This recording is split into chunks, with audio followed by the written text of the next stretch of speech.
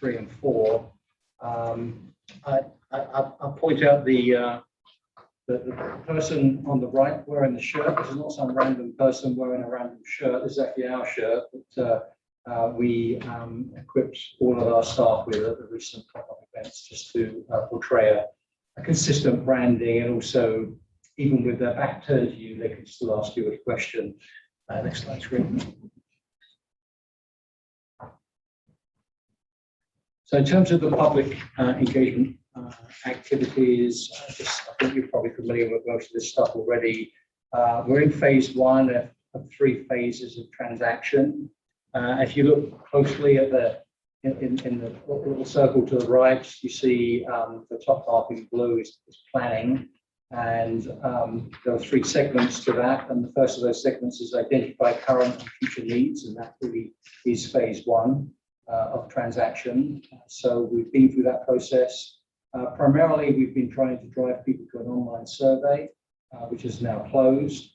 And to support that effort, we held a series of pop-up events, virtual focus groups, live chat, and we're about to start Stakeholder Group. Next slide. So let me go through each of the activities in turn, starting with the survey update. This is from the online survey, which was open from August 6th until September 19th. And you can see in your packet and on the screen the responses that we received, just over 2,300 in total, with the breakout by English, Korean, and Spanish.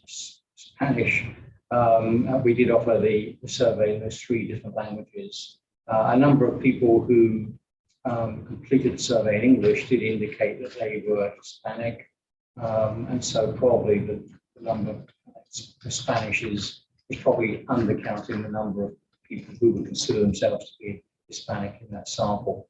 Anyway, it was a decent sized sample. You can see in the map on the right by the intensity of the blue shading, where in absolute terms the surveys were actually completed based on respondents' home city. That's a real quick question. Can I assume that if there's something is outlined, there was at least one respondent from that section? Because some don't have, like, even like the Parkland one.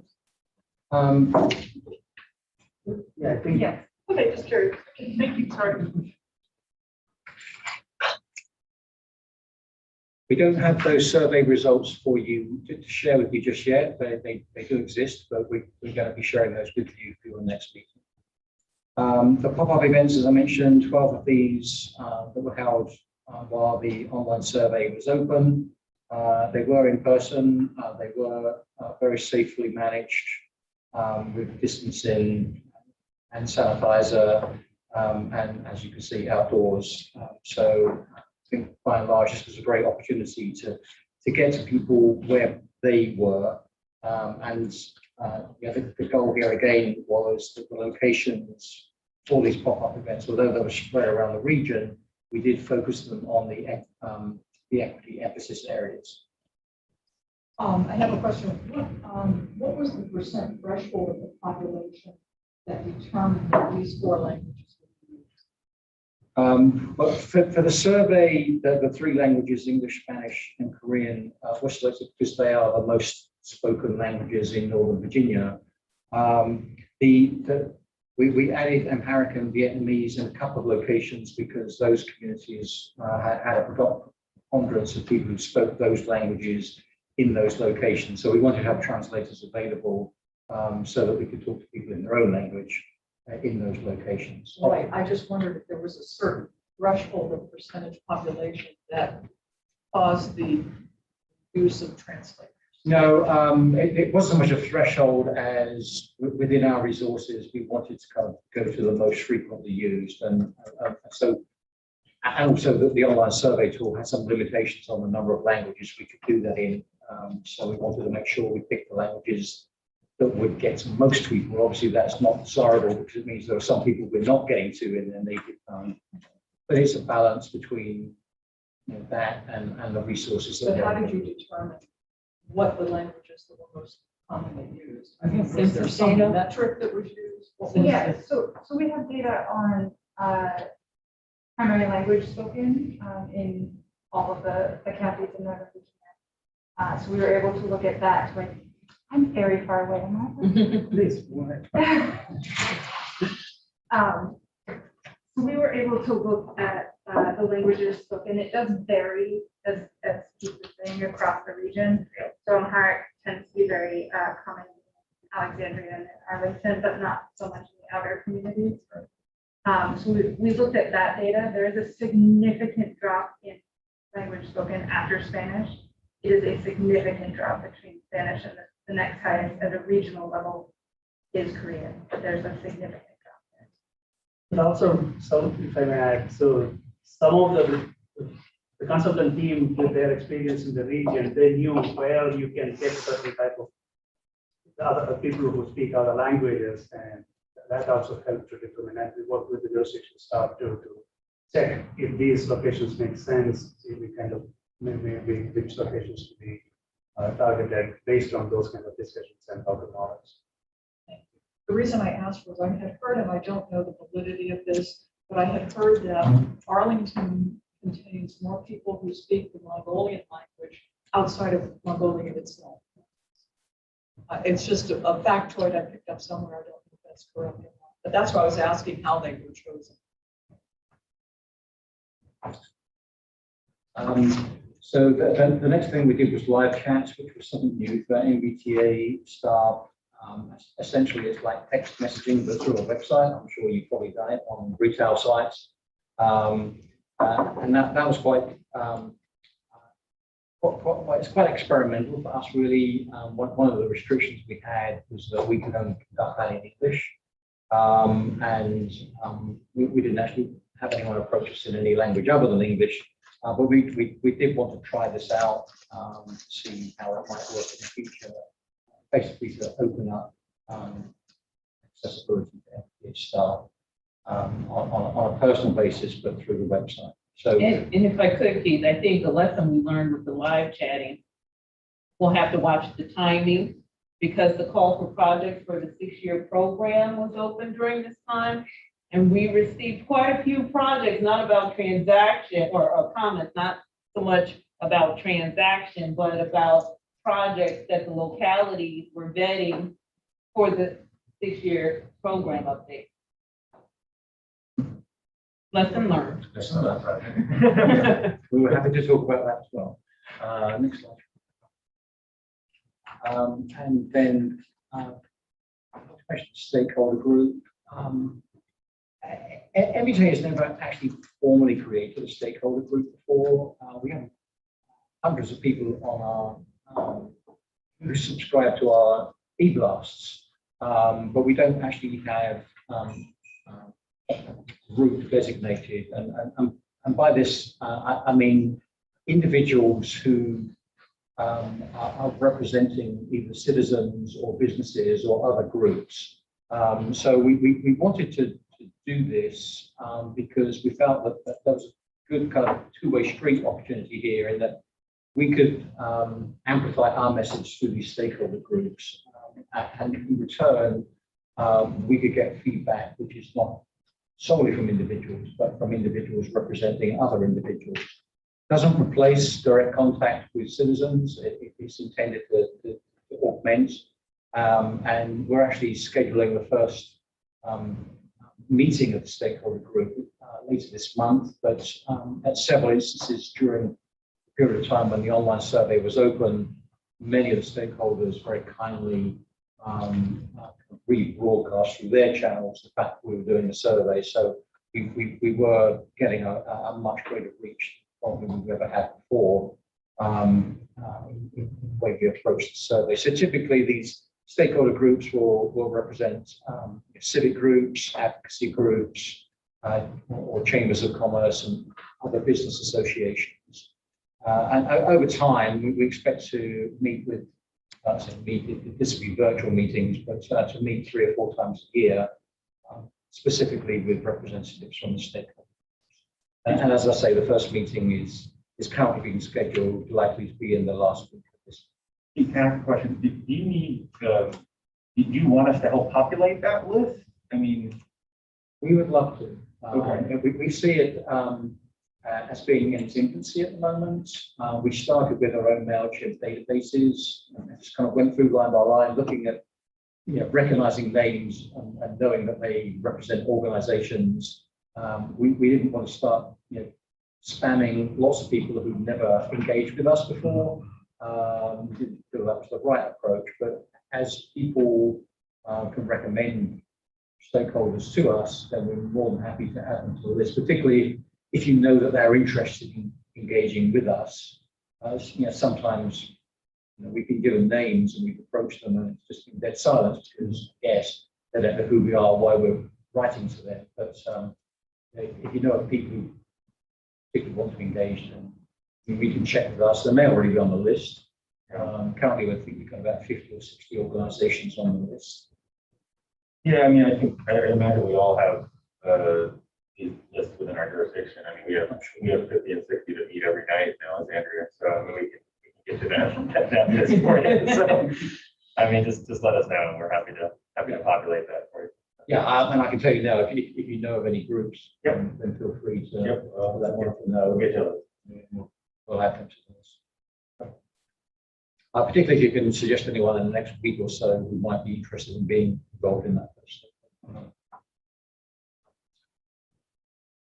So the final piece of the engagement activity was focus groups, which actually happened prior to the online survey.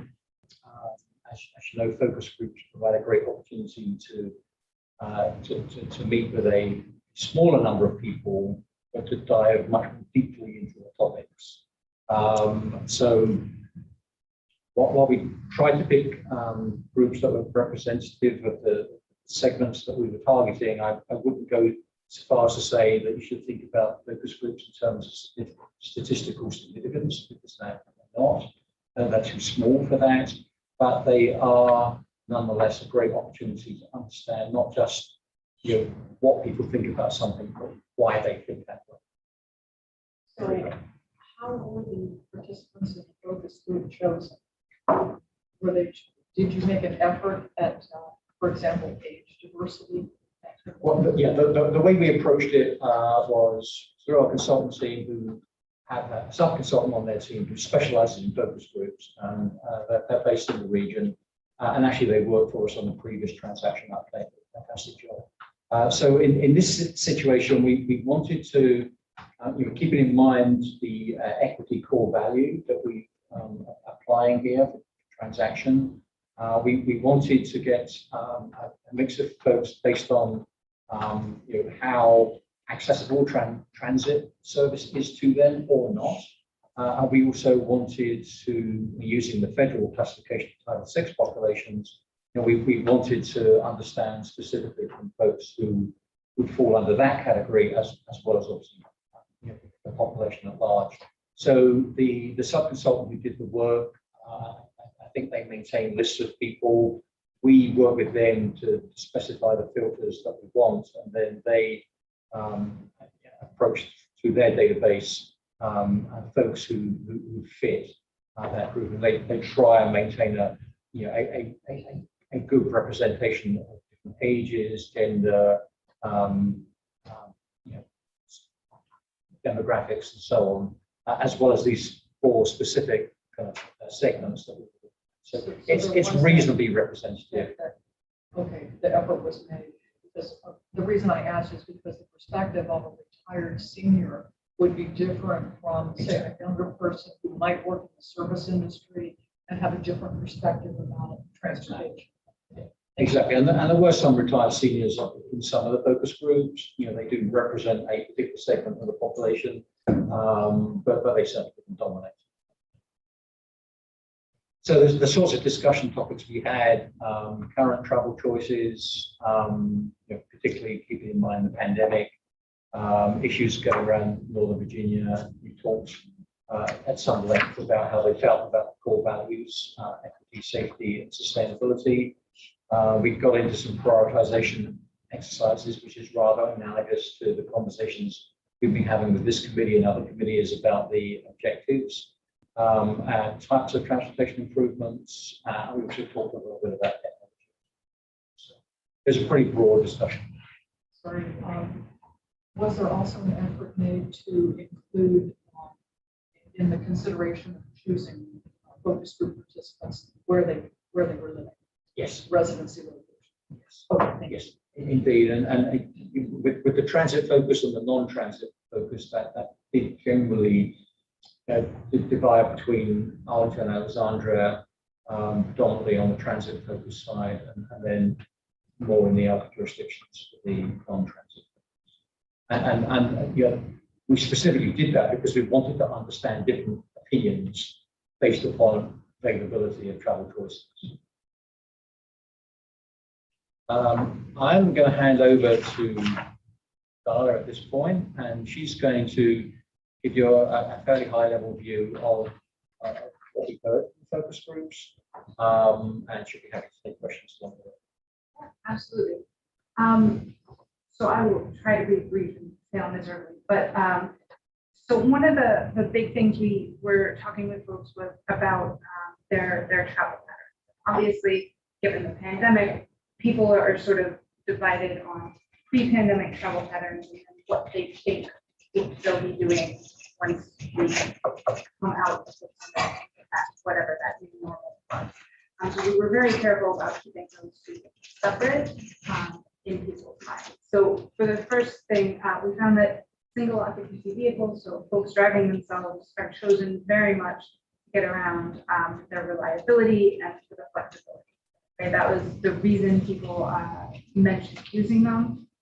When talking about transit, Metro Rail was used primarily before the pandemic to get to work for some folks, and then for occasional discretionary trips into DC, so a ball game, a concert, those sorts of things. There was limited use and limited awareness of any of the other transit options, including buses, whether that's Metro Bus or the local providers. Whenever transit was mentioned, it was very much focused in these 95 people's minds on Metro Rail, which we found to be a little bit interesting. And some of the folks did mention that they would be more willing to use other transit options if they knew a little bit more about it, if they understood it better. And then there was some discussion about the fact that while they would love to live near a metro station, housing prices really made that impossible for a lot of people. And then thinking about after the pandemic, most of the people who were currently teleworking envision themselves continuing teleworking, at least on a part-time basis, so sort of a hybrid kind of thing moving forward. So that's where people are thinking about that right now. We also, as we mentioned, spent a lot of time talking with folks about what the core values, so sustainability, equity, and safety, our transactions core values. So what do they think about those core values? How's the region doing on those core values? And to whatever extent we could, what do these 95 people think of as NVTA's role in promoting those core values? Delia, can you speak up? I got a text message. I can saying try. Sound isn't great. If you could speak up just a bit. I can try.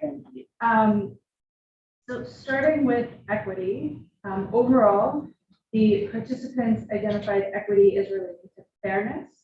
So a transportation system that was serving everybody fairly. It was what was brought up. Generally speaking, folks felt that Northern Virginia had some work to do to address equity. And it felt like to some people that many decisions are made to prioritize some of the wealthier areas in the region.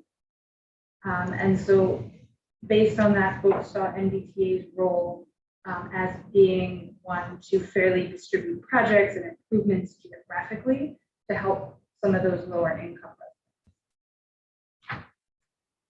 On sustainability, for nearly all of the participants in our focus groups, sustainability first brought to mind thoughts of maintenance and infrastructure that was built to last, which actually surprised us a little bit because a lot of us think of environmental issues when we talk about sustainability. And that was not what came to people's minds on their own. When we did steer the conversation a little bit towards those environmental issues, we heard that while people care about the environment, those considerations about responsibility to the environment almost always get trumped by the needs for that trip, that commute, that day's errands.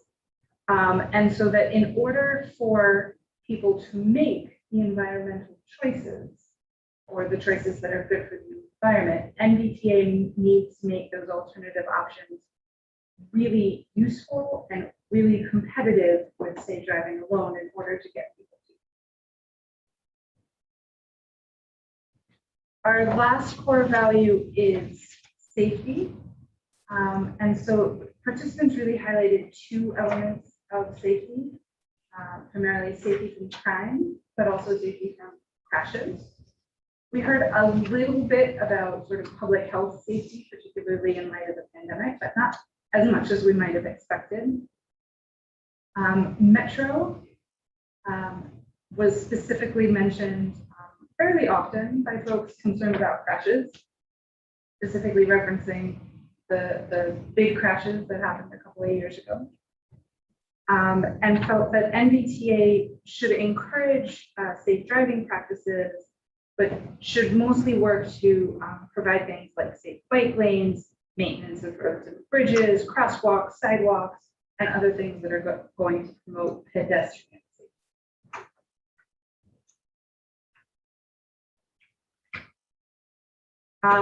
Our next topic with them were, what are your priorities for the region? So across the board, the highest priorities for all of our groups were to reduce congestion and delay. And those folks who were living in areas without metro access were more likely to see expanding the transit system as a higher priority than those folks who already lived in those transit-rich areas. As far as preferences for types of improvements, build new roads or widen roads was chosen by a majority of our focus group participants.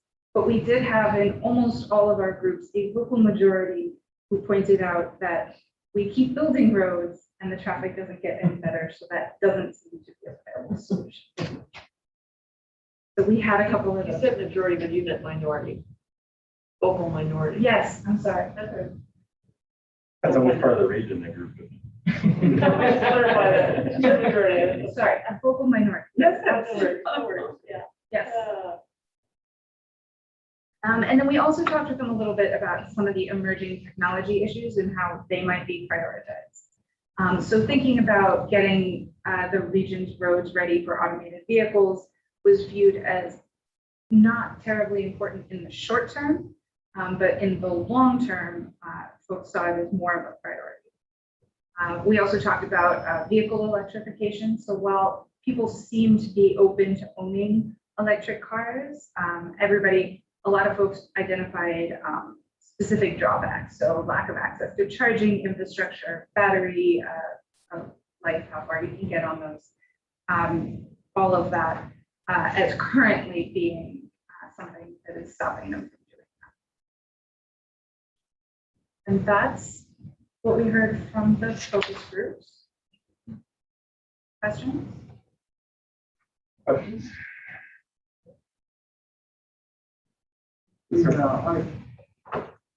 These findings about public attitudes, when asked one question, make a lot of sense. It's kind of like if you're stuck in traffic, you think the answer is one more lane, so that some of those cars that you're behind is the answer is one more lane.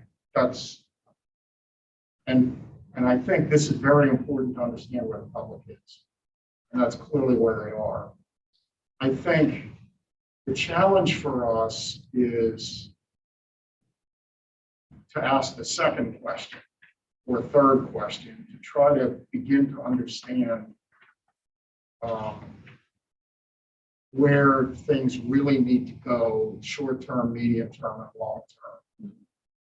So I think we have a challenge to bring expertise and medium and long-term thinking. But frankly, if I was stuck in traffic, my answer would be the same thing as everybody else's answer. And I'm not denigrating it in any way, but we know that some of these longer term issues require a more complicated vision. Well, I think it's important to put the input in context. It's one of many inputs that it's not alone decisive to how we make project selection decisions. One.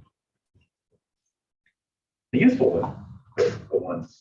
I think your point about context is a good one, because when the folks answer that we build roads and we're still in the same boat, essentially, they don't, I question how many realize that we continue to grow as a region, the population continues to flow into the region because this is where the jobs are. So it's hard to look at this and not say, oh, gee, I wish we would have provided that context for that question or this question. Well, now if they could all be transportation planners, I would not help them. So I am thankful that they need us to provide some context to that.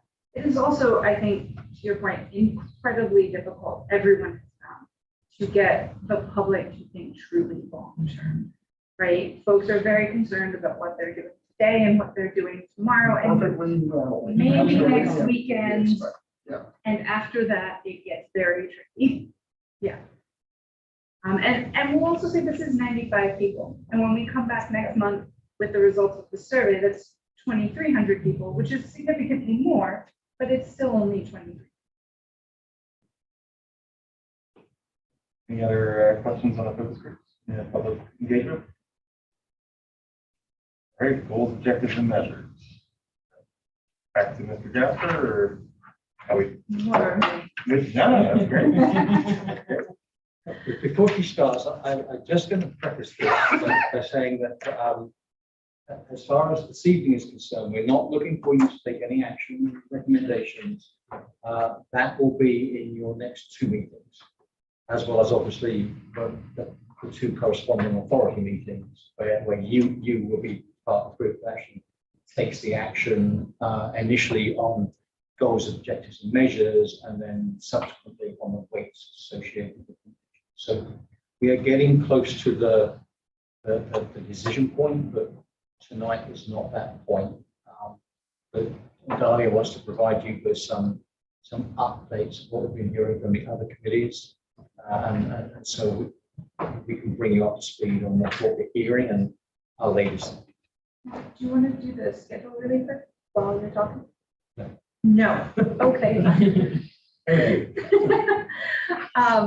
So as a reminder, goals, objectives, and measures was something we came in and talked to you guys about in July, which feels like a very long time ago. We met with this committee, we met with the TAC, and we met with the PPC during that same month, and got a bunch of feedback on those goals, objectives, and measures. We also have met twice now with the staff group from the local jurisdiction and the transportation agencies in the region.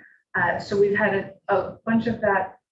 We've also completed, as we just talked about, all of the public engagement over the summer.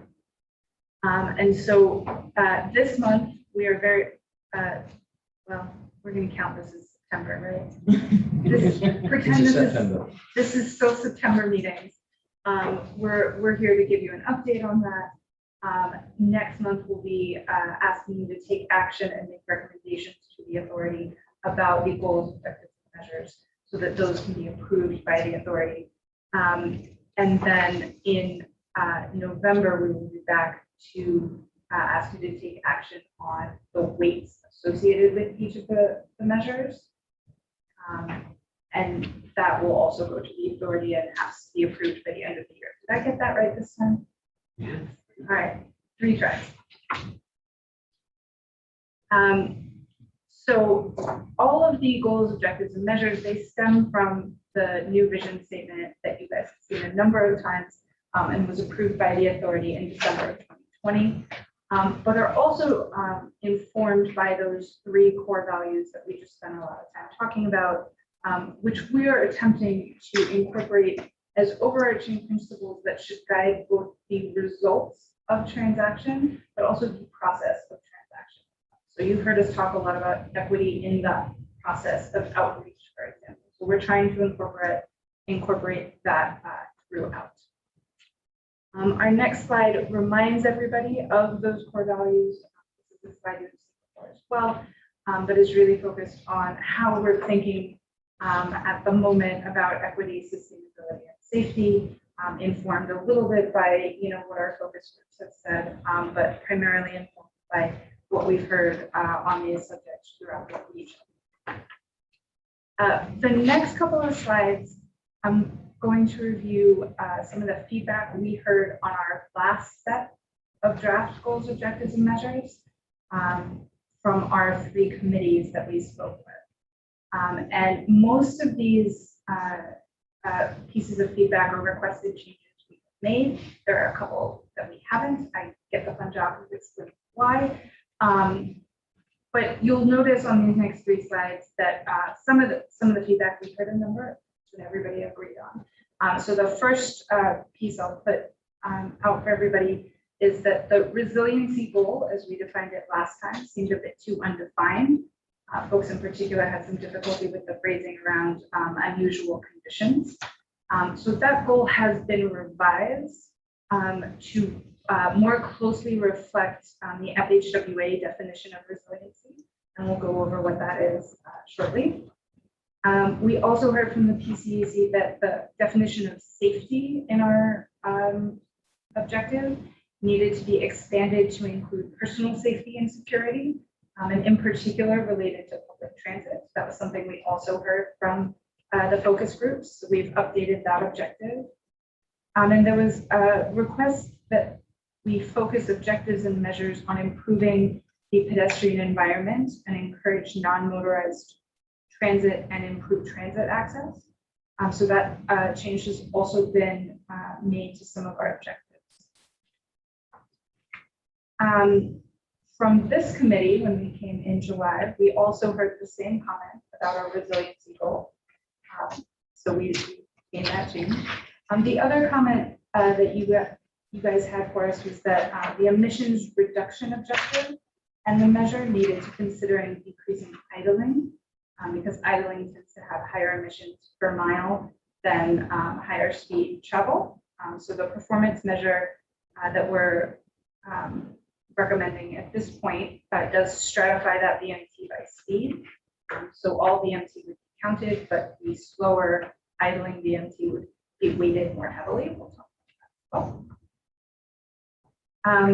And then we did get feedback from the TAC as well, which tended to be a little bit more technical, which is why the print gets much smaller on this page. We had a comment that our safety objective and measure needed to account for all modes, not just drivers.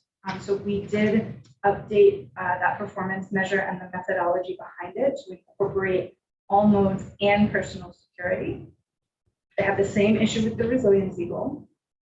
There was a request to see an objective that accounted for all aspects of usability, which one of our TAC members mentioned affordability, disability, costs, a number of different things, some of which we've been able to add to objectives and measures, some of which we have not, simply because NVTA really can't affect. Among those, the affordability of transit was not added to this.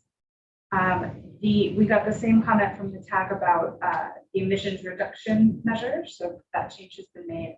And then there was a very involved discussion with the TAC about how the measure of congestion and delay would be calculated, and thinking about different ways to account for delay, I think based primarily on perception. The notion being that you have 5 minutes of delay on a 10-minute long trip, that feels much worse than 5 minutes of delay on a 60-minute trip.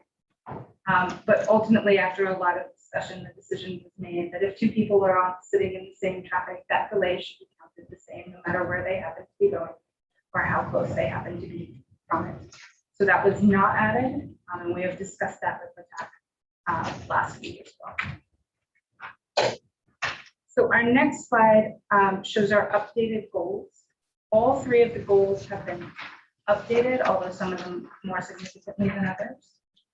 So our first goal is around mobility, which we've really just changed some wording to make it a little bit more legible. So that goal is now enhance the quality of life of Northern Virginians by improving performance of the multimodal transportation system. Our second goal is accessibility. And this has really just been changed to incorporate a little bit of equity at the goal level instead of just at the objective level. So it now reads strengthen the region's economy by increasing access to jobs, employees, markets, and destinations for all communities. And then the biggest change has been to our resiliency goal, which again, we heard from all three of the committees needed to be updated. And so we have aligned that with FHWA's definition of resilience. So it reads, improve the transportation system's ability to anticipate, prepare for, and adapt to changing conditions and withstand, respond to, and recover rapidly from disruption. So to everyone we've talked to so far, and also I think to us as well, that feels more like the resiliency we were all thinking. Questions, comments, concerns about the goals? We like the new resiliency goal. Oh, sounds great. Let me never shy away from being opposite position, so I will. Yeah. So what's missing here is, it seems to me, an alignment with our core values. The goals, and maybe Keith or someone could explain what's the relationship between the core values and the updated goals. Because I see the core values in some ways are broader and more even nuanced, if you will, than the goals. For example, resiliency ought to have a much more longer term element to it.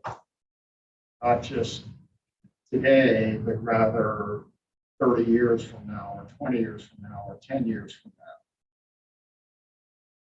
I don't see that. That would be part of sustainability. Accessibility looks to me good and important. Mobility seems to me pretty good, but I'm not sure I really understand it. What does it drive toward? So I guess I'm a little bit concerned about the values, which I think I understand, and the goals, which seem a lot more narrow. What I would say, actually, if it's okay with you, is to hold that thought and let Dahlia go through the next few slides, because I agree, just looking at the wording on this slide, it doesn't jump out, but a lot of thought has been kind of time has been spent trying to make sure that, I kind of think of the goals and the core values as kind of a matrix, where the goals are really kind of where we're kind of leading towards measures ultimately. The core values are kind of adjusting that thinking to make sure that they're embedded in everything along the way, so that you kind of get the best of both worlds. But I actually think it'll be easier to let Dahlia explain how we actually went through that thinking down at the objective and the measure level. And if you've still got the same concern at that point, then we probably have an issue we need to address. Let me actually ask you that. I appreciate that. Let me ask you a question, just to make sure I understand the concern. So is the concern that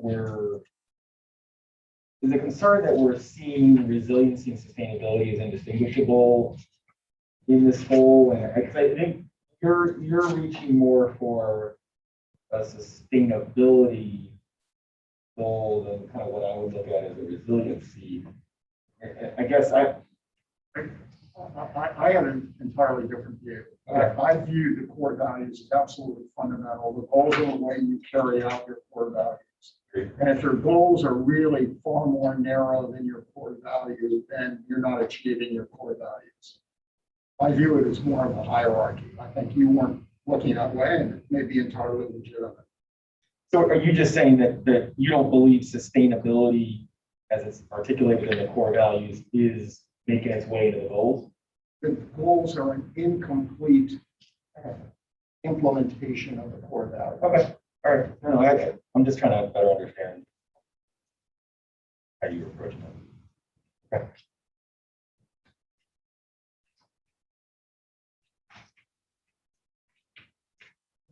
All right, well, let's bookmark that because I think we'll probably need to come back to that conversation as we get into the measures.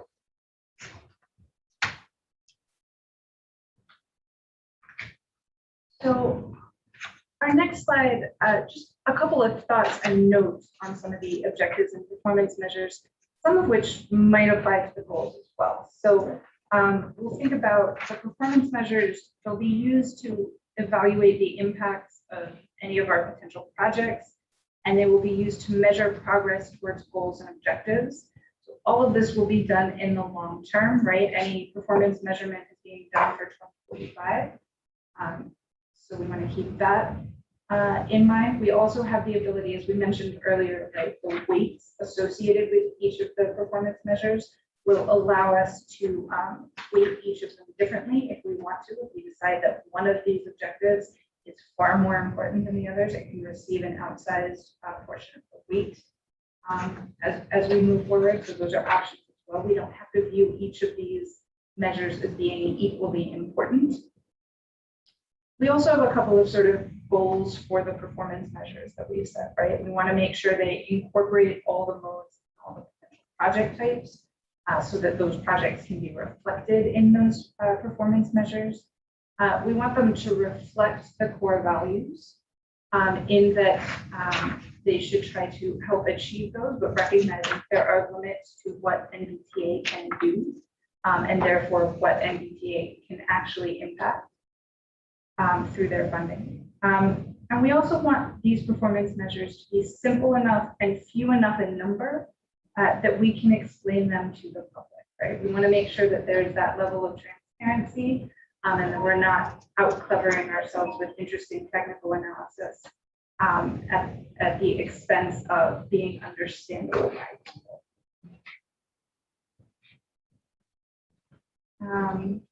Okay. So our next slide goes into the objectives and the performance measures under mobility. And these are some of the things that we'd be trying to achieve there. So we have 3 objectives listed. The first is reduce congestion and delay. That's legislatively mandated. We've got 2 performance metrics that we're talking about including here. Both of them would be built on total person hours of delay. So this is the same measure that was used in the last transaction for congestion. But what we're talking about this time is actually splitting it out into 2 measures. So one would look at the person hours of delay experienced by folks in cars, and one would look at the person hours of delay experienced by folks using transit. Now, both were counted in the last transaction, but they were combined together, added together.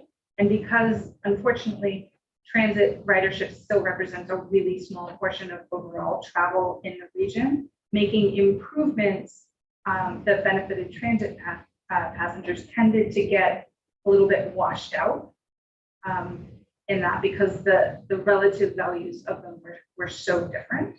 So by separating them, you can really see the impacts of what a project or a set of projects might be doing for different modes. But you can also have the opportunity to weight those 2 things differently. So if the authority and the committees decide that it's much more important to decrease delay for transit passengers, you have that opportunity here to do that.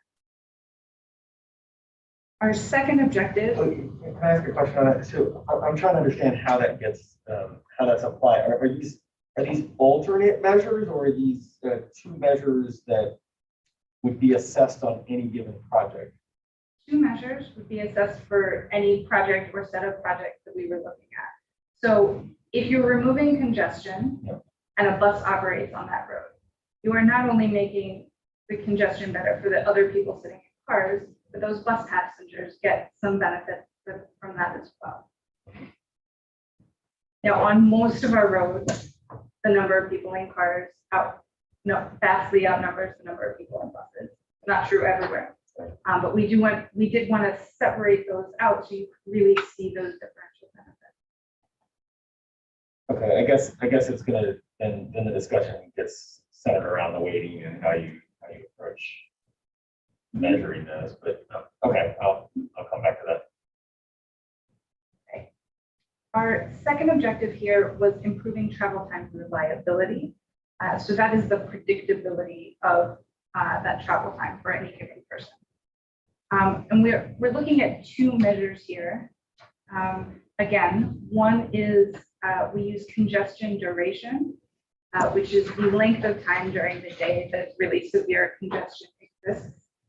And the reason for that, I will say that in the here and now, that is not how we measure reliability on a given day. But it is something we can predict into the future. And so roadways that have really long duration of congestion tend to have higher variability in that travel time because they're congested for much more time of the day. So looking out there today, we would use different measures because we can observe travel speed like that. But because we're forecasting to 2045, we use this congestion duration as a proxy, and it was a measure that was used in the last transaction as well.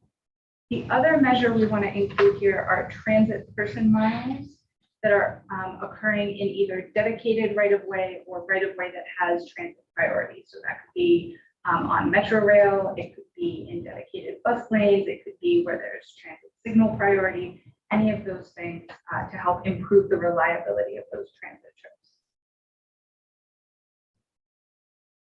Questions? Okay. It's hard to tell if people are thinking or just reading when the Definitely glasses are on. Okay. You'll see smoke though. I will say, I guess Sure. it improved travel time reliability, not ever knowing how long it's going to take to get somewhere is really detrimental because it automatically means you have to allocate the longest amount of time when you're planning your life. Yes. Like when I was coming here today, Yes. right? I'm like, I have to allocate an hour, Yes. even though it might only be 33 minutes, but I automatically wasted all the rest of the time. And there's a huge equity component on the transit side as well, particularly where transit frequencies aren't great. In that if you say work in retail or food service and you have to be there by noon, if you have to allocate the longest possible time, there are a lot of people who therefore have to take a bus 45 minutes earlier than they really do to make sure that they get there. So part of the reason we want to incorporate both of those so that we're really capturing. Our third measure here is reducing transportation-related emissions. We've had several discussions about whether this belongs under this goal or not. We can continue to have those discussions if we want to, but the measure that we're looking at is the VMT by non-zero emissions vehicles. And again, as we talked about earlier, that would be stratified by speed so that all VMT would be counted, but that VMT that's moving really slowly, that has the highest rate of emissions per mile traveled, would get weighted more heavily in that calculation. It would require us to make some sort of blanket assumption about what the market penetration about those is going to be for those EVs in 2045. And so there's a bunch of research on what that will look like, so we can use that as an assumption, but it'll also allow us in some of the scenario analysis that we'll be doing to play around with that assumption about market penetration and see how that changes.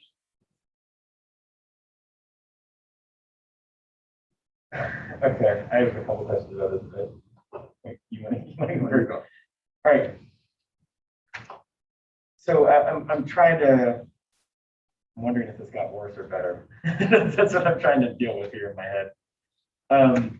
So we were talking earlier about kind of complexity and how we approach this. This obviously has a lot of complexity to how we measure this. And so that's the first kind of thought. And then I guess the question is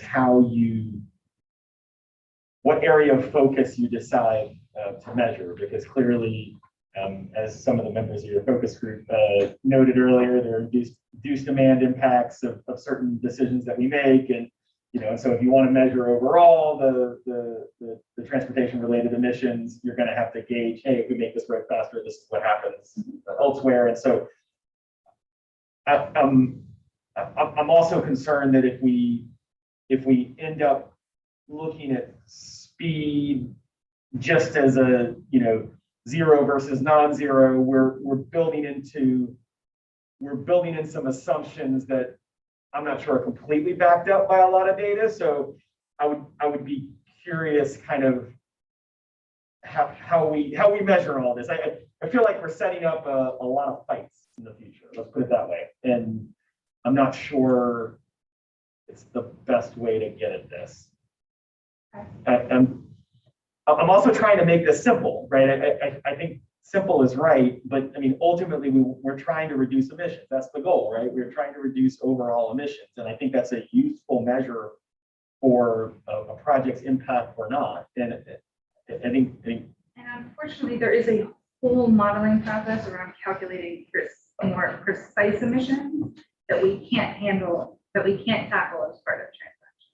So we need something that'll get us close without. Well, how is this any easier than that? I guess is because this seems like a mess to calculate as well. I am not an expert in the MOVES model, but it calculates a whole host of things based on environmental conditions, wind speeds, average temperatures. And that may be the extent of what I know about this model. No, it's 6 o'clock, so the AC. Oh, okay. Turning off again. Yeah. All right, got it. So anyway, that modeling does go beyond, in complexity beyond this, to the point that I don't understand it. And I can, find someone who does to answer some more of those questions in particular. But this is much more BMT by level of congestion, which is simpler than the actual emissions to calculate. But if you're stratifying it by speed, I guess what are you basing those assumptions on? I mean, you're saying it's just there's an assumption around how much emissions are reduced for non-zero vehicles based on speed, period, all across the board. So there are average emissions calculations per VMT that vary by speed. Yeah. So idling vehicles, which take longer to traverse a mile because they're going very slowly, Sure. on a per mile basis, therefore, are going to emit more emissions, right? Because they're moving slower to get the same distance, it takes longer. So they're emitting more. And so that's how come that is true. And there is data about this. This was done in the last transaction as well. So there's data to back that up. But it's because it's on a per mile basis, not necessarily on a per minute basis, if that makes sense. Yeah, but there's also obviously if you speed those vehicles up, then you increase throughput in the road sections. So you have emissions impacts from the additional vehicles that can use that section at the same time. So the induced demand impact. So induced demand would be captured, right? If you're putting more cars on the road, that gets captured in here. Okay. If you're taking cars off the road and putting people in transit or having them bike or what have you, that gets counted as well. Okay, so I guess I want to see some more about the methodology and how that is derived to understand that a little bit. Okay. I have more questions on that. Mr. Snyder, did you want to get in there? Mayor Rochelle? No. Okay. I'll just put my flag in the Yeah, stand once sure will. again that says, Joe will. vehicle miles traveled, for those of us in outer jurisdictions who don't have any choice, we don't want to be at some point unfairly measured by that just because you get cars after. I mean, that's what I think they're trying to give some benefit to congestion relief. And I get that might not be, depending on how you do it, just, we don't have choices. So if vehicle miles traveled is going to hurt everything, we would never build another road. Just throw that out there. So how do we measure that? So I think they're trying to somewhat capture that, but I'm not really sure it's This is a doing bit it. of, this is a bit of a balancing act. I think you're right there, right? And so there are a number of ways that this measure can be brought down. It can be brought down by decreasing the MT overall. It can be brought down by things that would increase the rate of electrification, or it can be brought down by removing congestion. So there are multiple ways to affect this measure as it stands to try and balance, I think, a lot of the things that are going on within the region. I would agree with Chair Wheeler. We don't want to be placed at a disadvantage. And I totally agree with that, which is why I want to get past this sort of binary, and maybe that's not even a good description, but we should look at greenhouse gas emissions at a very high level of goal or target. And then there are multiple ways to do that. But what all too often has happened here is that it becomes a sort of a debate. Well, I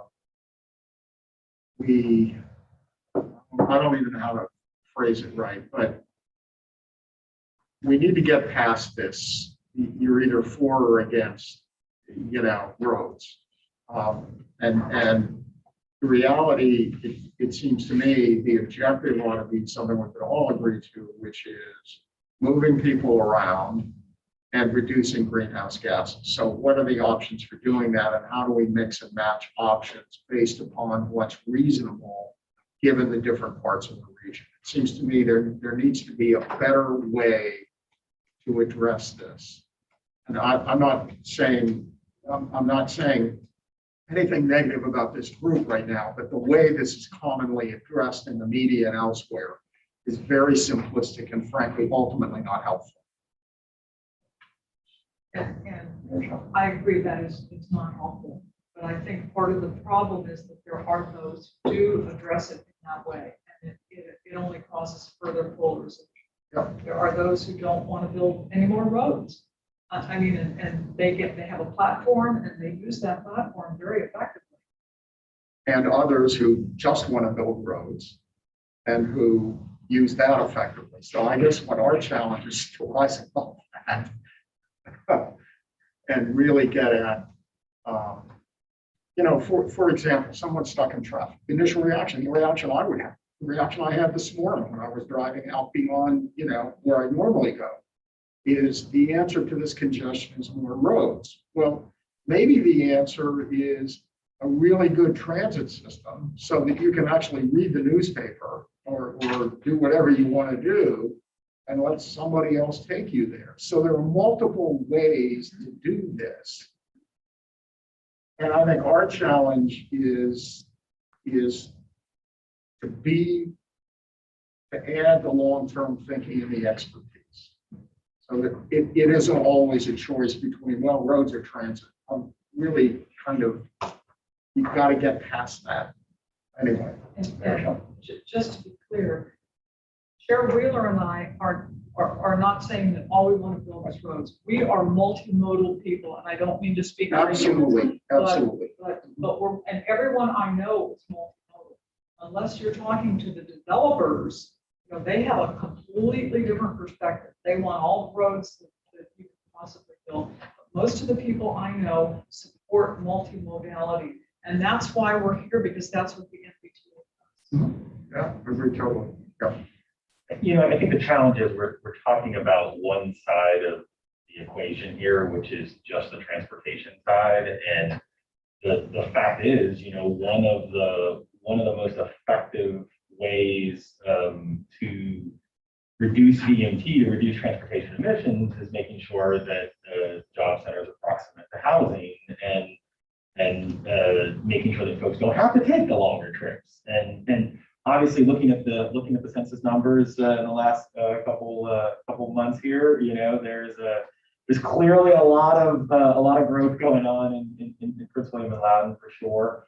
And so, there are new job centers and new housing being developed in all those areas. And so I guess the question is, how do you how do you, because I think it is important to have a reduction of emissions as part of how we measure these projects. I think the question is how you can come up with a measure that is broad enough to reflect the context of what's occurring, but not just impossible to calculate and impossible to administer.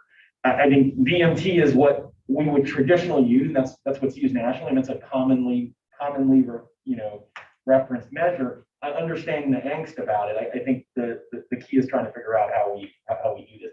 Because I understand you don't want to be penalized. I think we also don't want to be, and the other jurisdictions don't want to be penalized either. It seems like there is a way to try to get there, and I think that's what staff is trying to do, and I get that. Well, I think, I just want to say something. I mean, we always take vehicle miles traveled as a negative, so that's a bad thing. And we reduce, the score because of vehicle miles traveled. But why not give projects that avoid vehicle miles traveled positive things? And they have the baseline is not vehicle miles traveled, but if they avoid vehicle miles traveled, they get big bonuses. I mean, I think part of it's just the nomenclature. Do you see what I'm saying? But we never really talk about it that way. I mean, if something really reduces vehicle miles traveled for emissions, then that's a really good thing and it gets a bonus. I don't know how that would work in the system. It's probably too late, but I think that's part of this because it's negativity seen around just building a road with vehicle miles traveled versus just saying. And if I could, I think we're looking at two things that are on parallel track. Transaction is our 2025 year long range fiscally and geographically unconstrained, but it is the vehicle for how the authority funds projects. When these project fundings are more immediate than what we're doing for transaction.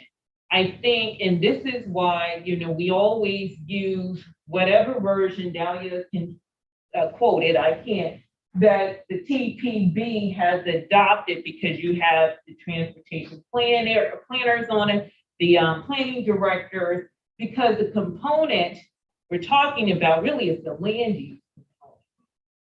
And how does the land use today versus what's projected in the outer years play into this? We have the study that DRPT is doing, Franconia Springfield, looking at extending the blue line. But that's not going to happen in the next 10, 15, 20 or so years because you have to address core capacity issues that Rob's and some other things.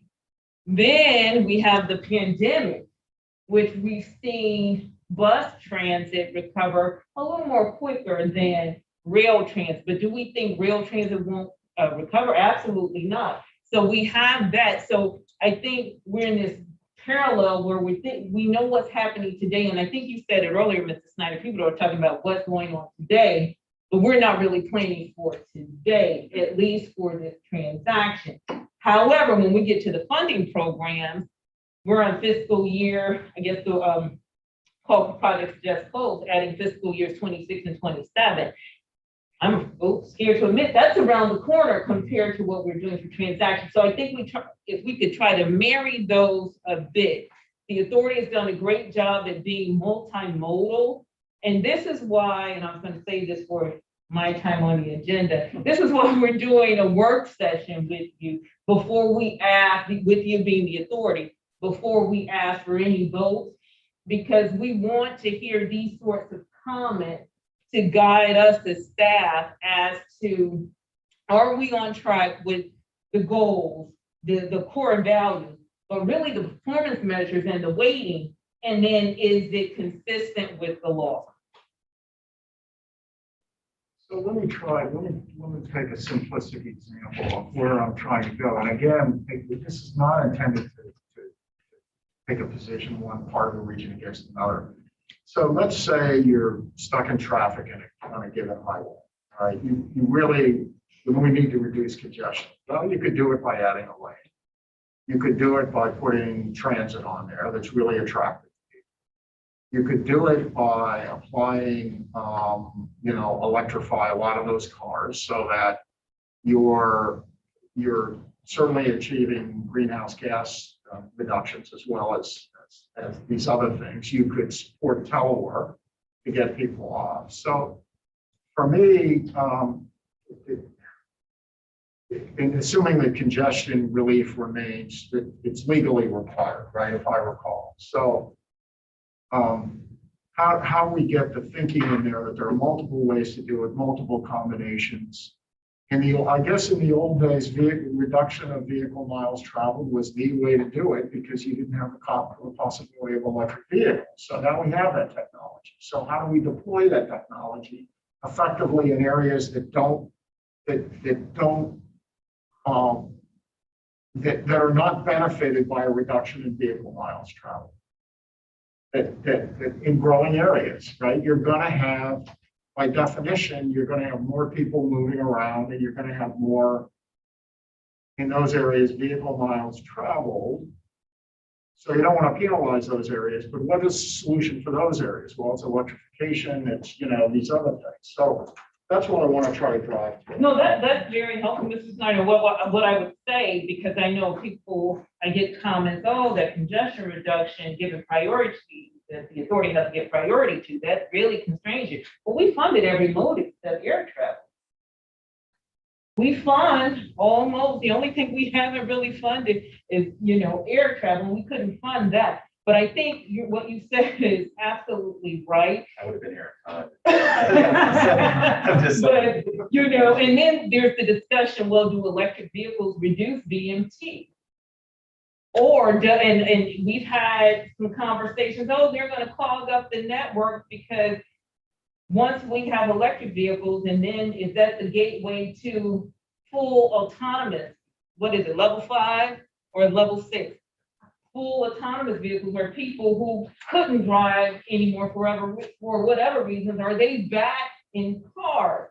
So we're trying to balance all of this for this plan. And I will tell you, of course, this discussion tonight indicates it's not easy, and with every plan, it's constantly evolving.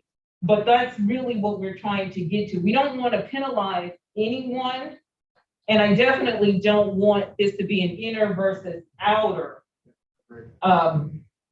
situation. Yeah, and I'll add, so I think to your point, right, is everybody's point, I think getting away from the notion of VMT on its own is bad. My father lives in Detroit, he can attest, getting rid of VMT is not key to a successful economic region.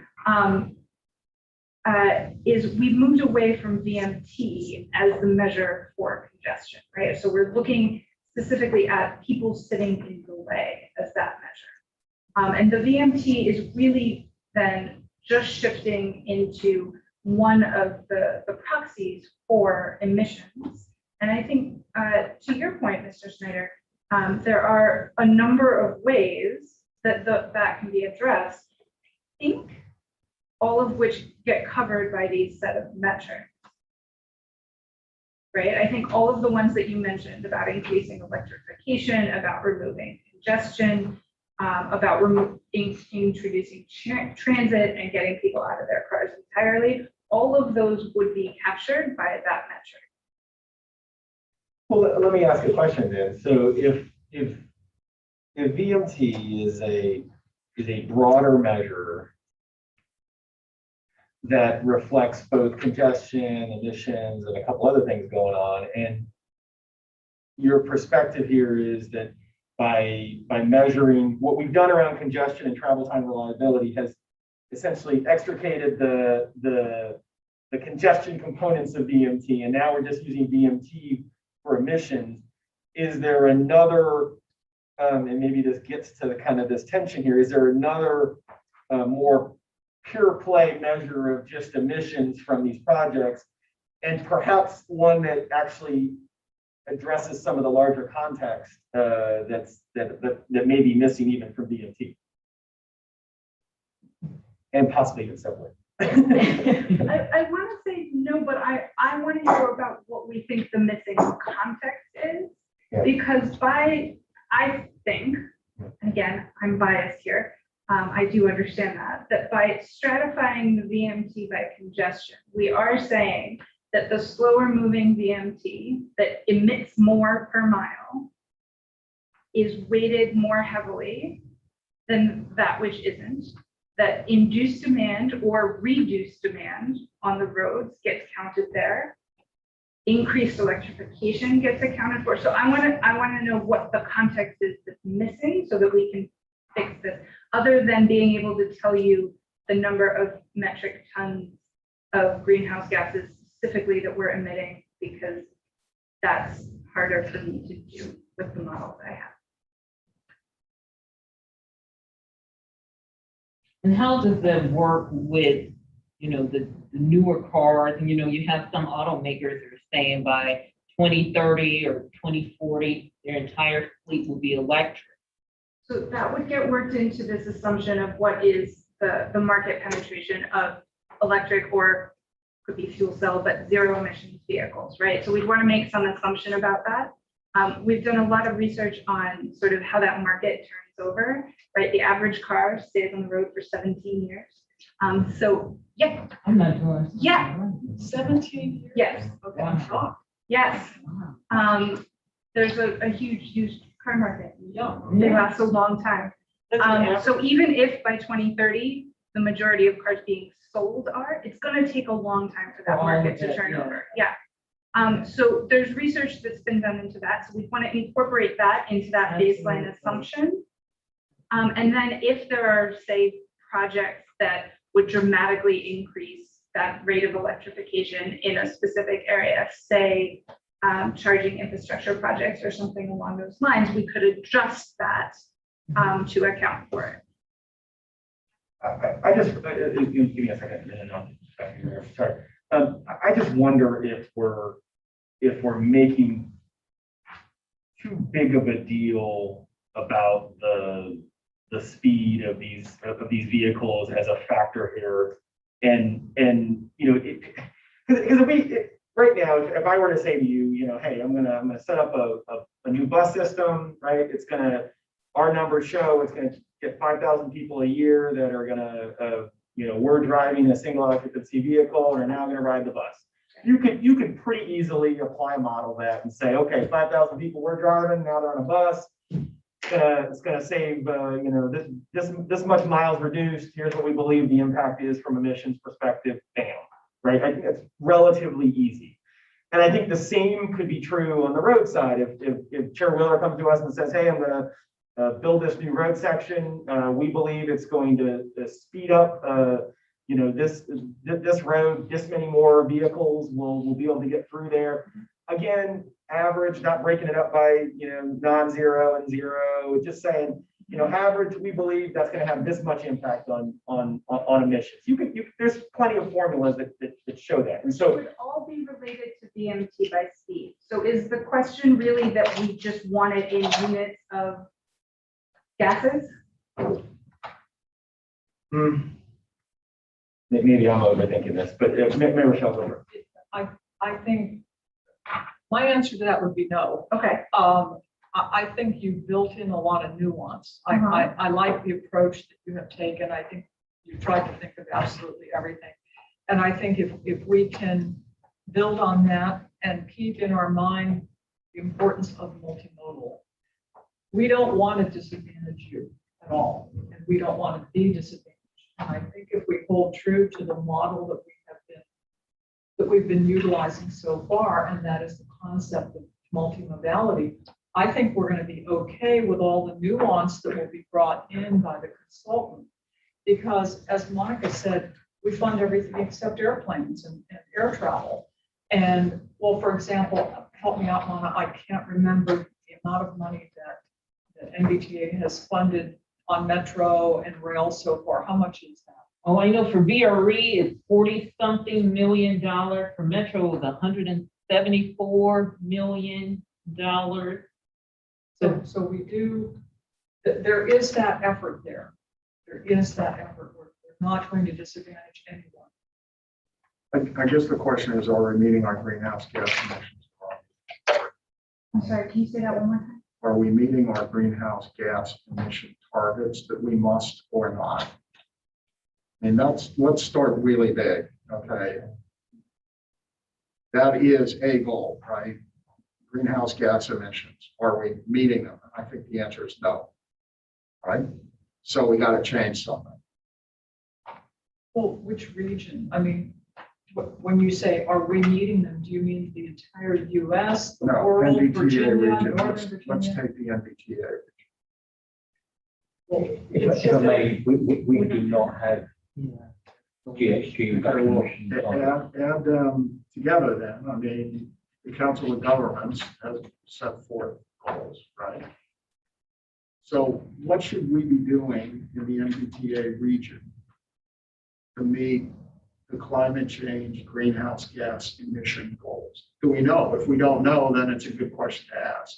Well, David, my understanding was that COG's goals were stricter than the goals from the federal government. Is that true?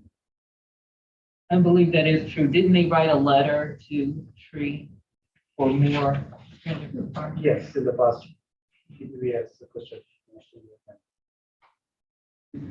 The recent request is actually for the I'm cafe sorry. stand. Okay, I'm sorry. The recent request that TPB and COG are making to feds are on more stringent cafe standards, not GHG per se, but the greenhouse gas emissions, yes, TPB region as a whole is not meeting.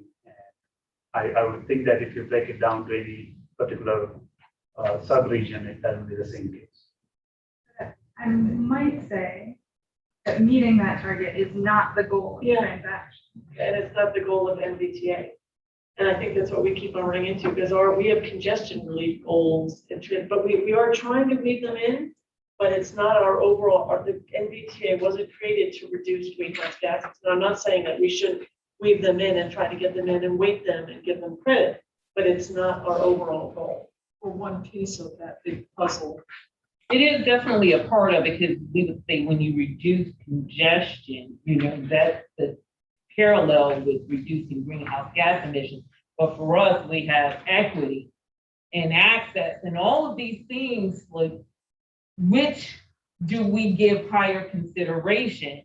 And this is where I think where you are in the region really comes into play. Equity is very important. You hear it on a national level, you hear it on the statewide level. Having access, is there equity or inequities in access that we should be trying to address? Then there's the whole, greenhouse gas emissions reduction, safety, environmental, all of that. And we're trying to make sure that they're balanced in a way that makes the plan feasible for the entire region. And for you as the authority to be in a position to adopt it. We definitely don't ignore what the TPB has set as goals for the region, because once we fund projects, we have to send them to the TPB for the air quality conformity analysis. So we're in constant communication. So we're not working in a silo, but I would say greenhouse gas emissions is right up there with some of the other important targets, which is equity and resiliency. We're talking about climate change, but the sustainability of the system and access, it's a lot. However, it's really what you tell us as staff, what are the priorities for what we have to undertake according to the law. Aren't we mandated to also fund with regional balance? We do have long-term benefits. And I think that's what Mayor Rochelle is getting at. Over time, every locality has to receive their proportional share of the revenues that we receive. I guess it would be an unnecessarily controversial thing to say that NVTA, that a goal of NVTA is not to reduce greenhouse gases. I don't think you want to say that. Definitely. And that's why we have those objectives in there, proposed measures that incorporate a lot of different things. It's just not the sole thing. If our sole thing was to eliminate greenhouse gases with the NVTA, we would never build another road that uses another car ever. Right? Generally speaking, we would never fund a road that. Maybe Reduction of greenhouse gas would be a secondary benefit to what we're mandated to do. Well, it's a good discussion. I think we should continue it. I wouldn't go there. I think we do have, we are looking at emissions. I mean, that is one of our objectives. And I think that's not going to go away at all. The question is, how do we weight it?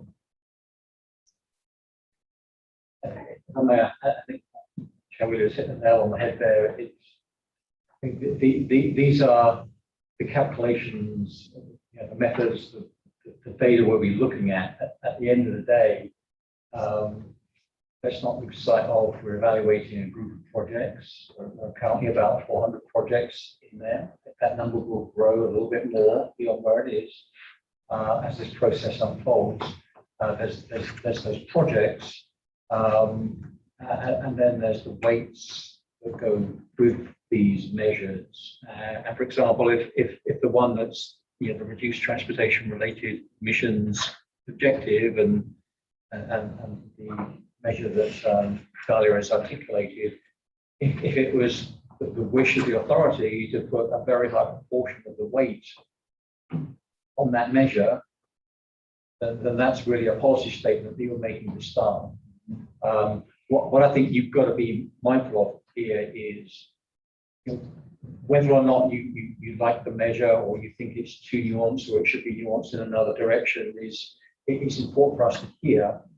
But at the end of the day, it's how you cast your vote on the measures, which is going to determine how the analysis that Dahlia will be leading will report back in terms of the impact of the 400 plus projects that are in transaction. Even then, as Monica has alluded to, this is fiscally unconstrained, geographically unconstrained. No funding decision is going to be based on solely transaction. There's a whole 6-year program process that follows, of which the analysis in transaction is a part, but it isn't the only part. So it's a very complex situation we find ourselves in, and that's just the way it is for NVTA. The way we've been established is complex. I think this discussion is really helping in 2 directions, to be honest. I mean, you are hopefully getting something from us. We're definitely getting something from you. It's a focus group. It's almost like a focus group with authority members on measures. And I think one of the things I'm taking away is that there's possibly a lot of different interpretations of words on the screen that are causing this. So I think we kind of need to kind of be introspective within the team and figure out, are we really conveying to you what this will do? But I don't think there's anything I've heard this evening about concerns over greenhouse gas emission reductions, nor having the ability to, in the right situation, build more roads. I don't think anything is precluded. I certainly think the way I would look at it, I think we'll make this point, is we don't want to make it a them versus us or an in versus out situation. It's like it's one region trying to advance and be competitive with other regions. And I can see no reason why we can't build multimodally on what we've got. None of this should be about taking away anything from anybody. It's more about how can we add the choices that mean that in 2045, for this example, the region will still be able to function with the transportation system it will have. And if it cannot do that, then this analysis will tell us where it cannot do that, why it cannot do that. And perhaps there'll be some ability to say, well, these are the things that the region needs to contemplate, the authority needs to contemplate. And it isn't just about infrastructure. There are policies here as well, which can manifest themselves in the way the authority allocates its funding in the future. And I don't think we want to overlook any of that, because some of the scenario analysis in particular that Dahlia will be leading will help us understand the impact of some of those potential policies down the road. Final thing I would say would be, if it was easy, you all would have solved it. It's the fact that it's not easy, it's making this sort of conversation so important. Okay, that you have no good options ahead of you. You have a lot of options, but every option has some upside and some downside. So but the important thing for us is to give you a process by which you can evaluate options. And then as a body, you really have to decide which way you want to go. That's not the start. So, And I guess, are you okay with the measures, but is it the weighting of the measures that we need to have a conversation about that's at coming the next meeting? later. What I hear from Mayor Wilson is that even the measure of stratified by speed is a little, people will tell you that if you reduce congestion, you really don't reduce greenhouse gases that much. I'll just say that, play devil's advocate, right? Congestion and slowing it down doesn't really have an impact, as opposed to people who study it and say it does. There are two thoughts out there. So I think that's really what you're sort of saying, is that. That's what I'm struggling with Yeah. is People who say that congestion doesn't really reduce. Yeah. If you reduce congestion, just saying. And so, I don't necessarily believe that, but that's the other side of that coin. And so when you put that out there, it's like you hear people looking at it going, well, that's not true. You shouldn't measure it that way. And so how do you address it? And I do think now, having had this conversation, is that we would be using the VMT by speed as a proxy for emissions, right? So it would be the same as saying, this is our measure of emissions. And it's calculated based on VMT and zero emissions vehicle penetration and things like that. But from a public facing perspective and a simplicity perspective, talking about it as emissions, even though it may not be in billions of cubic feet of carbon, could help make this more simplistic, outwardly facing, without actually changing the math behind it terribly much. Well, I guess the request I would have is clearly we're not ahead of the game on this, right? There's a lot of people all around the world and all around this country who are doing this kind of measurement and applying different models to figuring out how to reduce greenhouse gas emissions on, from housing, transportation, economic, whatever, like they're measuring this all over the place. And I think the question is if we've talked about VMT as the measure and there was discomfort with VMT alone, and now this is a modification of VMT. I guess, what are the other measures? What do other folks use to get at this same question? Because maybe that's what I'm struggling with is looking at what the other measures are. Because I'm with Councilman Schneider that I think shame on us if we're not actually looking at greenhouse gas emissions as part of how we fund projects. And I think we want to do that. I think we said we want to do that. So for me, it's trying to figure out, yes, the weighting, we'll talk about weighting, but even before then, whether this is the right measure, given all the other things we already measure and apply to projects and how we look at the project. Sure. So I guess what I'll say is I will have the team go back and do a little bit more research, but I believe that this is how people.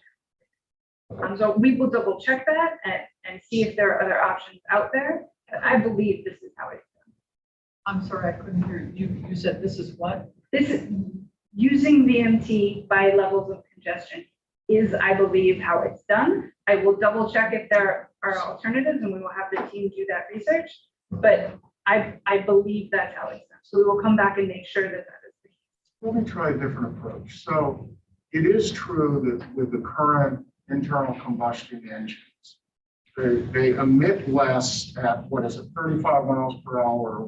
There's a or 55, there's a sweet spot with the typical internal combustion. So one could argue, yeah, we ought to build all the roads because it takes care of congestion and everybody will be able to drive 55 miles an hour wherever they want to drive. That would be one approach. Another approach would say, you take a whole lot more emissions out by not having that car on the road in the first place. Mm-hmm. So this is where I think we need to get. And also, by the way, by removing those cars from the road, you're also improving congestion and you're also, so I don't like that proposed measure because I think it's one way to measure the reduction in greenhouse gases. And it is true that if you build roads and the speed goes up to 55 miles an hour, that you will be achieving those objectives. Yeah. Another way to achieve the objectives is to get those cars off the road Which would with decrease- alternatives that are useful to other people. So I'm missing that your proposed measures are getting that. So if we pull cars off the roads, that would decrease the total VMT, Right. which would be represented in this measure. I think that's exactly right. I mean, if, for example, you think of a bus rapid transit network across Northern Virginia that is attractive to people who currently drive SAV, drive alone, and they switch to that BRT system, then what this measure will do is it will pick up the reduction in VMT. It bakes into this measure to do that. Yeah, so all of the VMT is counted. It's just that some VMT is weighted more heavily because it emits more gases on a per mile basis than others. So pulling cars off the road entirely fully gets represented when the VMT goes down. And the model is being structured in order to be able to Yeah. evaluate that modal transfer Yeah. effect of enhancing transit service. So the approach would definitely interest us. So what I'm being saying is that you do a transit project like a bus or an electric vehicle, like electric train, let's just say, whatever, and you get the VMT benefit, but the whole stratified by speed was to make sure that congestion relief projects get some benefit with regards to this measure. So it's Is to, that kind of, it's to account for the fact that all VMT is not equal from an emissions standpoint. So all VMT is counted because all, or at least all VMT that's not from a zero emissions vehicle is counted because it emits. But some on a per mile basis emits more. And so we want to count that a little bit more heavily, right? So the congestion, the 10 mile an hour takes more time and emits more. So we wanted to account for that as well. So we're trying to get closer to the total emissions number instead of just a plain VMT number.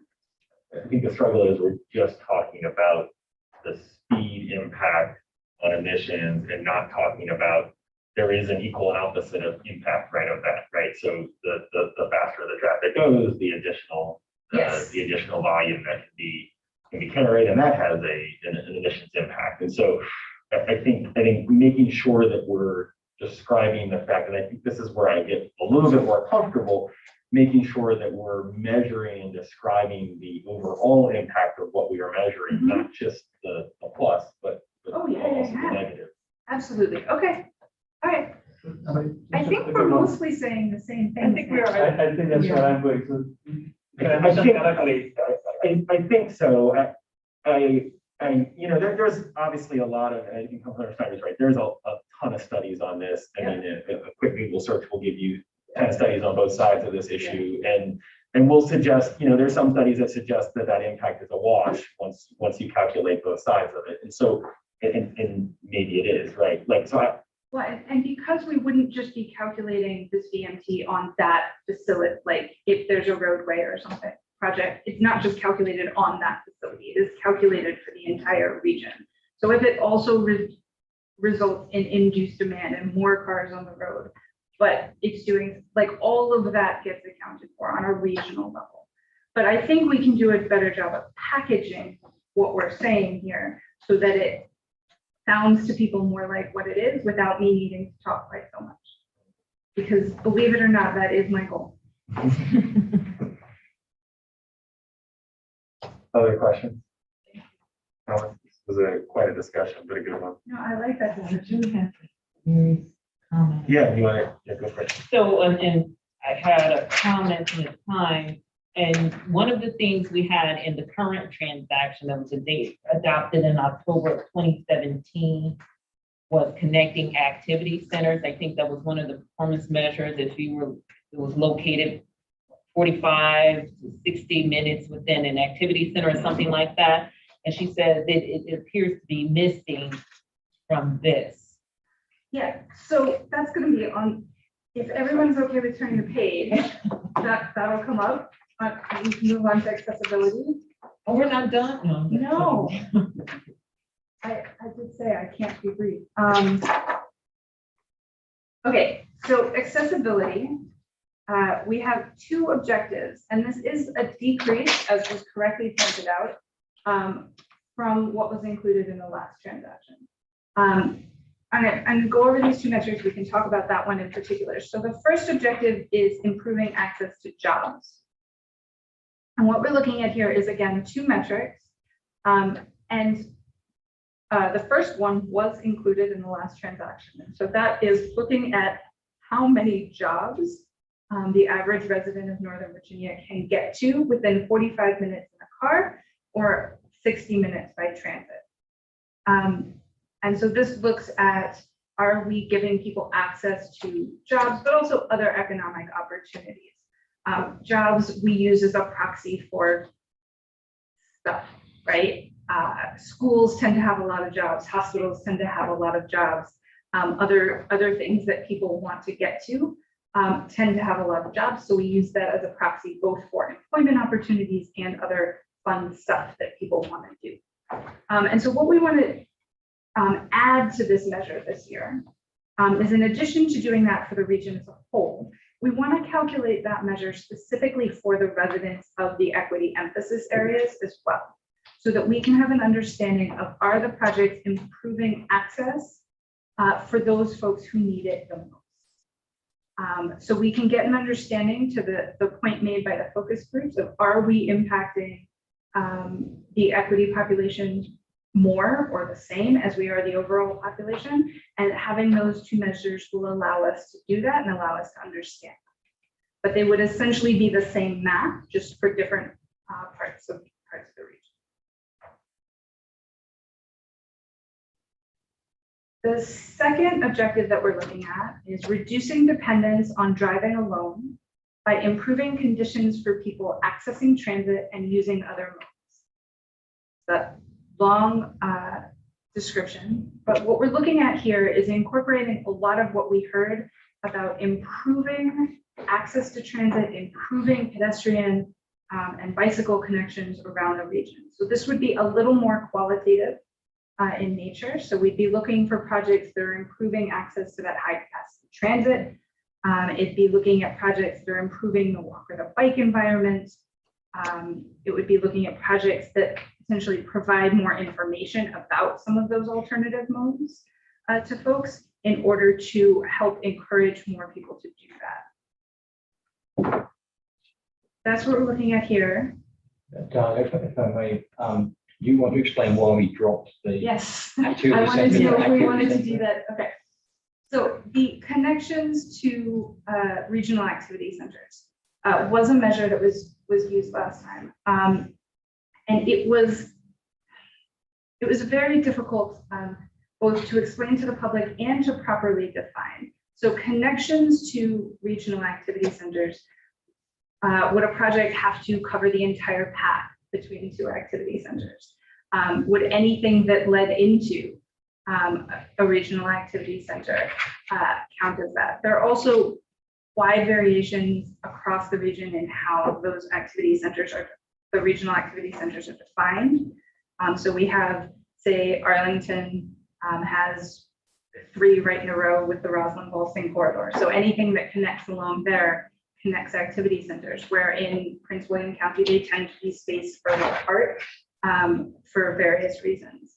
And because it's based on those definitions, we did decide to simplify this a little bit this year and try to remove some of the, I think, political nature of how those activity centers are defined, and say that anywhere that's improving these environments, that is improving access to that high capacity transit, is an improvement in access and is an improvement in those environments.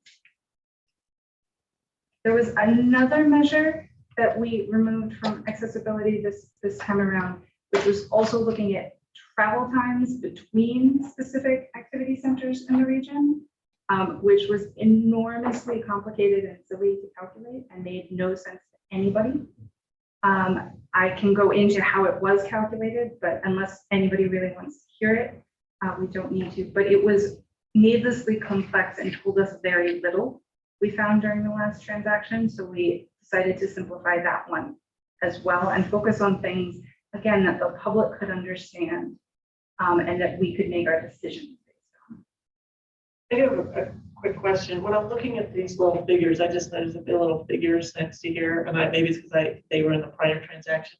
What's the difference between like the hand and the people and the thing? Excellent question. These refer back to our core values, actually. Okay. So the scales are equity, the hand with the plant is sustainability, and I'm going to say woman in the hard hat is safety. So we're trying to identify which of our objectives and measures are tying back to our different core values. Okay. Thank you. And that was the point I mentioned earlier in the meeting, to hold that thought. We never actually got back to that thought, but this was where we were attempting to visualize how our core values will apply. So what you can see is core values apply to multiple measures, not just a single measure. And that really is the difference between the goal, objective, measure chain and the way the core values work. Core values are much more overarching in the way they're applied. And I'm not sure, in fact, looking back to this presentation, this is even complete, how it shows the core values. So we need to refresh this, I think. And I think when you see, note to self, next time we explain this, we start with the icons. Yeah, that's what I was just saying. I was like, oh, scales, that's a weighted measure. I'm like, no, that's not a weighted measure. It's not a weighted measure, but it does Great show how the goals and the core values come together. Okay. Any other? Did that answer the I question? did get a question. Okay. So is the first one, to improve access to jobs, is it too focused on commuting to work versus driving for daily living? Like groceries, medical appointments, things of that nature? Yeah, it is a little focused on that, but like I said, we use the clusters of jobs tend to be those things, right? They tend to be schools and universities, they tend to be hospitals, they tend to be areas where fun stuff is happening, whether it's the mall or the baseball game or what have you. So we use that primarily as a proxy for getting to those things. And if I could, just to note, regarding the equity emphasis areas, I believe at the COG board retreat, they came out with a plan, if you will, regarding the equity emphasis areas. And this is pretty consistent. Chuck Bean actually presented it to the TPB a few weeks ago. And this is pretty consistent with that plan.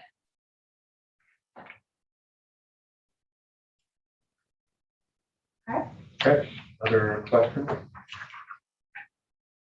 Okay. Got one more. Moving on.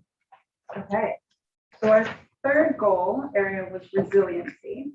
And we have two objectives that we're proposing in here as well. The first one is improving safety and security of the multimodal transportation system. We've talked a lot about this one and our potential options. And what we've opted to do here is borrow from VDOT a little bit, in that they have a set of crash reduction factors that they use as part of the Smart Scale evaluation framework, which looks at the potential for reducing crashes based on different types of improvements. And that can be not only crashes that are related to car-on-car crashes, but also includes things like bicycle and pedestrian improvements that can improve crashes as well. The one thing that we want to layer on top of that for our particular purposes is make sure we layer in improvements that are addressing that personal safety issue that we heard a lot about from our folks. And so that's one element that's not included in the VDOT methodology that we're going to want to layer in on top of that to make sure that we account for that as well. The last objective under resiliency is, again, one that's required by legislation, and that is maintain operations of the regional transportation system during extreme conditions. Now, this was originally envisioned as helping the transportation system deal with, say, a homeland security evacuation or something along those lines. I think everybody's thinking on what that might be has evolved over the last decade or so. But the way we really look at this is if we sort of throw more demand at the system, so throw more trips at the transportation system than it's used to handling, how does it react? So do we have the redundancy built into the system? Do we have that flexibility that if it gets that additional 10% demand, it doesn't completely shut down, or do we not? So that helps us build in some of that redundancy, those additional paths, helping make things function better on our worst days. So, so one of the things I don't think you're picking up is the effect of climate change on the transportation system. Now, maybe that the conditions are no longer extreme. They may be extreme in impact, but they're not extreme in frequency. They're becoming increasingly frequent. So there's also something that we ought to link all of this. For example, there's research now that shows that, in fact, equity and highway safety are related. There's also research that shows that climate change affects vulnerable communities more than and underserved communities more than other communities. So at some point behind all this, you know, you want to achieve as many of these objectives with each project as possible, certainly as a whole. So I think, you know, a little bit of linkage, you know, somehow might be useful. But this one seems like it's too narrow. It's like picking up, you said that the Homeland Security thing, yeah, that we need to widen 66 because, you know, whatever, never mind, it would break down in 5 minutes with any kind of demand at all. And in fact, it already breaks down every day without extraordinary demand. So I think we're too narrow with this in some way, too short in our too short term.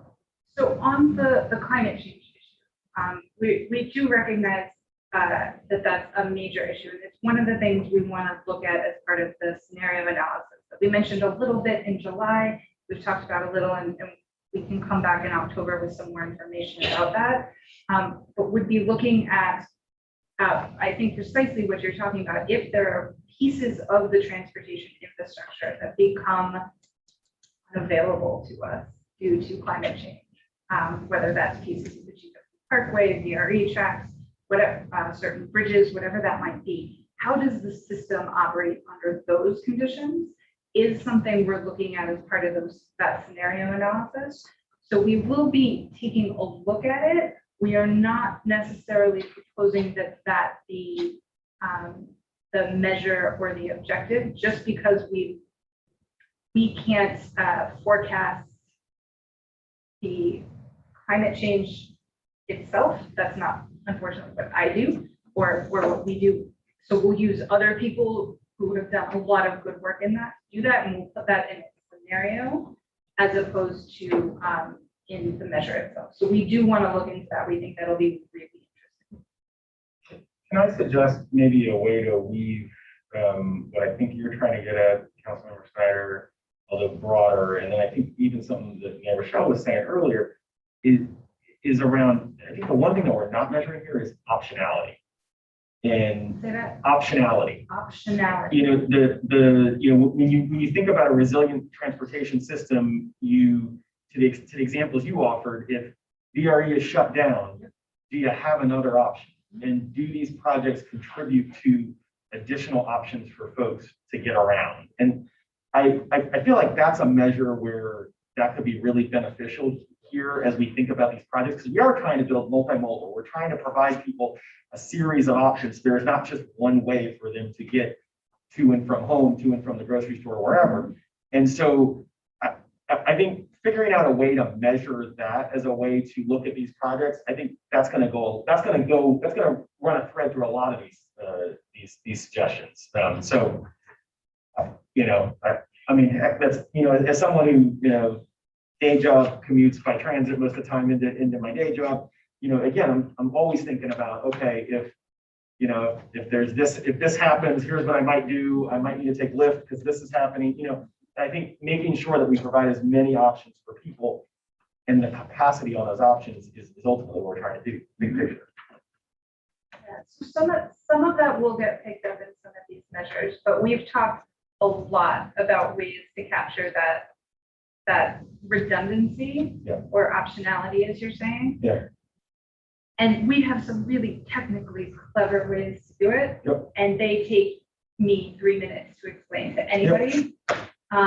And so until we can find a way to simplify that, that's why it's not showing up on its own at the moment and why we're trying to bake it into some of these other things. And the reason I say that is I don't think resiliency is solely just, you know, having additional rail cars on metro to get more people out of the city or additional lanes on roads to get people out of the city. I'm not even sure that's something we want to incentivize across the board, on transit or on roads, to be honest with you. I think it's about making sure that there are options. And I think that, again, ties together climate, homeland security, all the different things, because, you know, on 9/11, right, people were using a lot of different options to get out of the city, right? That's, you know, from a homeland security perspective. So, and I think there's a benefit to just having additional options, whatever they might be. Yeah, and so this would capture some of that, right? If we are. I don't see a measure right now that captures that. So unless I'm missing something. So, all right, let me try to talk this through, right?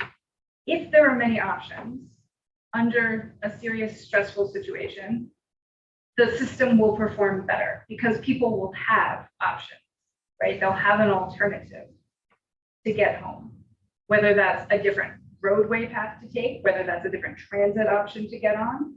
The system will perform better if there are redundant options in it under stress. So that's how we're coming at it from this perspective, partially because the law mandates it and partly because that's how it's been done in transactions past. But that's the perspective. A couple weeks ago at exit 76, where I used to live in Richmond, the 95 was washed out, right? Mm-hmm. Completely washed out. 95 was inaccessible to anybody who wanted to go through there. Sure. If you lived in Chesterfield County or you lived in Henrico County and had no bus or no way to any other way to get home, then the fact that you added additional capacity, additional 10% capacity on the highway is meaningless, absolutely meaningless. So I don't see in these measures where that optionality is measured, incentivized, or in any way really measured. So that's what I'm getting at. So, you know, providing an incentive for providing a measure of an additional 10% of capacity on 95 doesn't incentivize the optionality I'm talking about. It just says that if something bad were to happen and we had 10% more vehicles on 95, 95 is okay with that. That's not what I'm getting at. I understand that's not what you're getting at. Yeah. And It seems like optionality is core to resiliency in my Okay. in my mind. So that's Okay. So yeah, okay. Other comments? Yeah, Mary.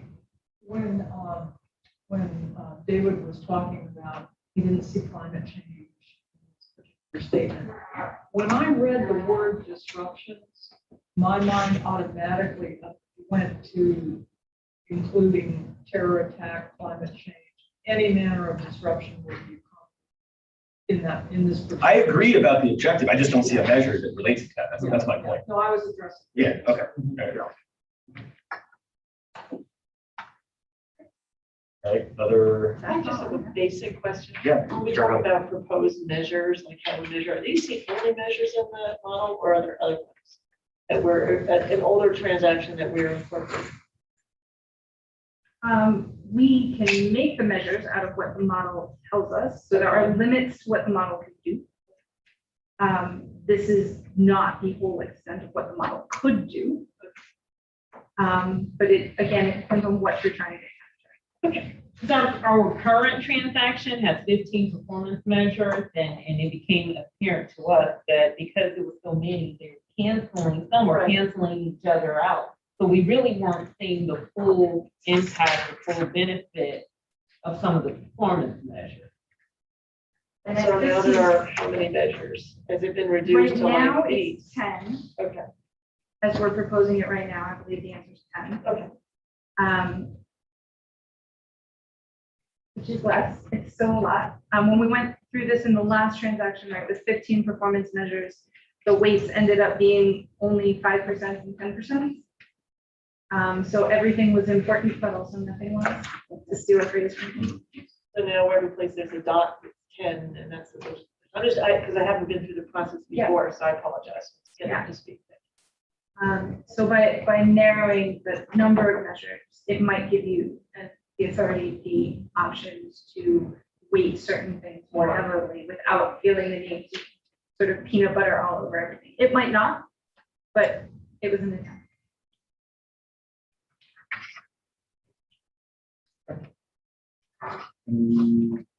Anything else? I have one last. That one? Because our next steps, we've already talked about. Yep, you did.